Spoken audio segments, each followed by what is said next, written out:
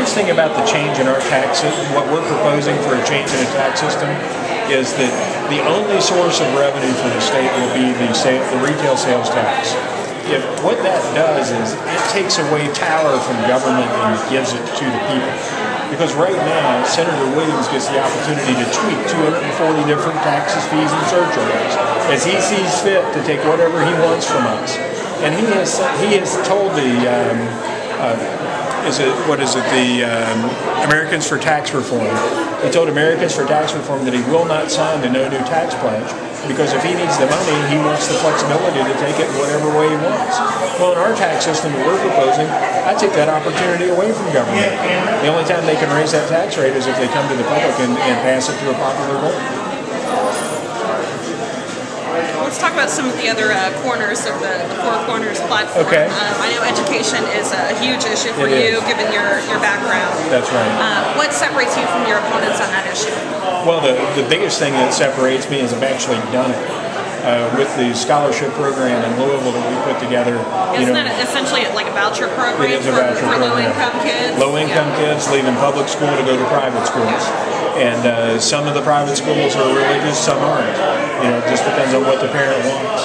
But what I have done is used free market techniques and given parents choices on what school their child goes to, and we've seen the children respond, and academically they've turned around. They really do have the tools to break their cycle of poverty.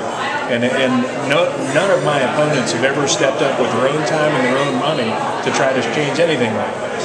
And your wife said something really interesting when she was on the campaign trail here for you, that you took that idea to Frankfurt and said, I have a model that works, and nobody was interested. No, they weren't. They weren't primarily because they were afraid of the teachers' unions and the school systems.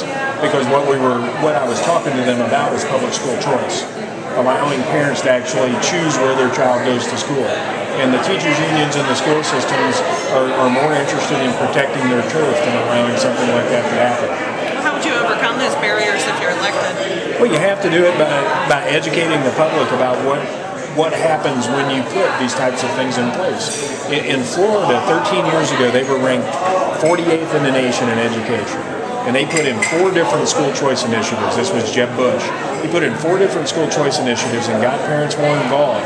And they went from 48th ranked to 10th ranked in 13 years. Now that's a heck of a turnaround.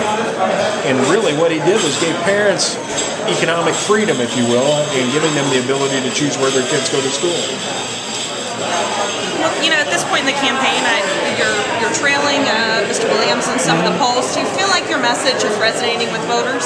If people hear our message, they love our message. The hardest part about politics is the fact that most people are apathetic. And I've heard statistics like 85% of the people don't pay attention until the last 10 days. Well, that always gives you hope as a first-time candidate that doesn't have the name recognition. If people go out to our website and watch our videos and read our platform, I think we'll convert them easily.